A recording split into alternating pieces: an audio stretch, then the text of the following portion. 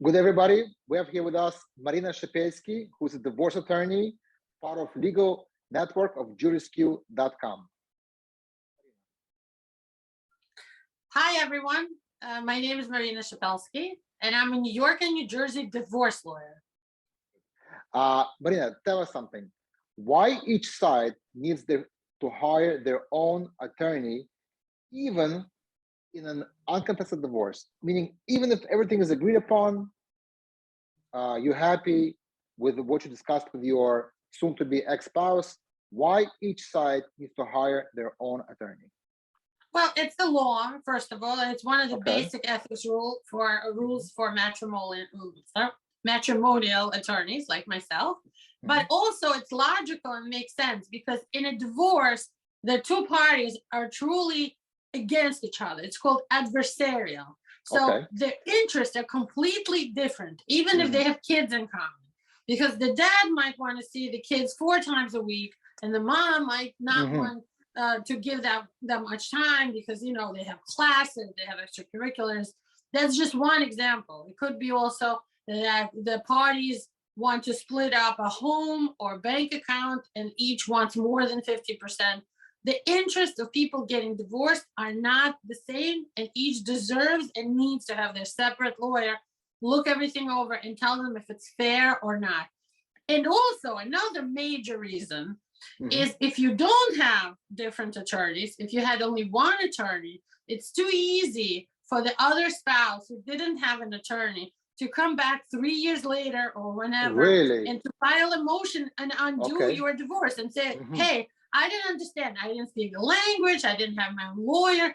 I was under duress. I had too much pressure on me. So if everyone had their own lawyer, they cannot undo your divorce.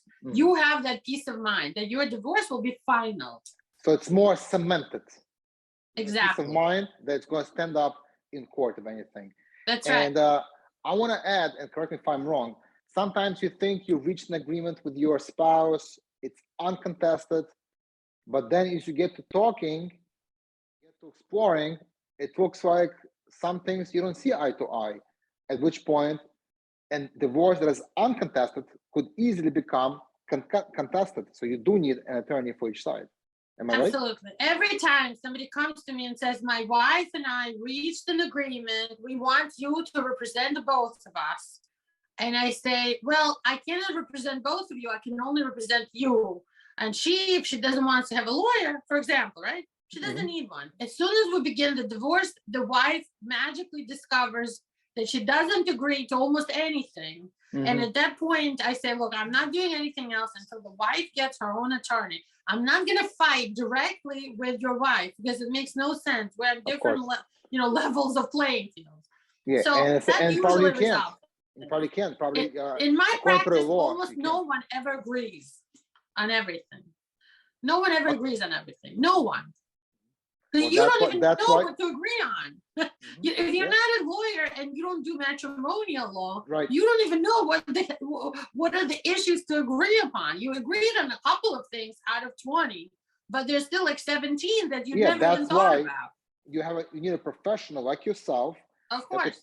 Analyze the situation, and there may be some things that you're missing, you don't even know about, you don't even think about, that an attorney can tell you, by the way, you have a right to this, you deserve that.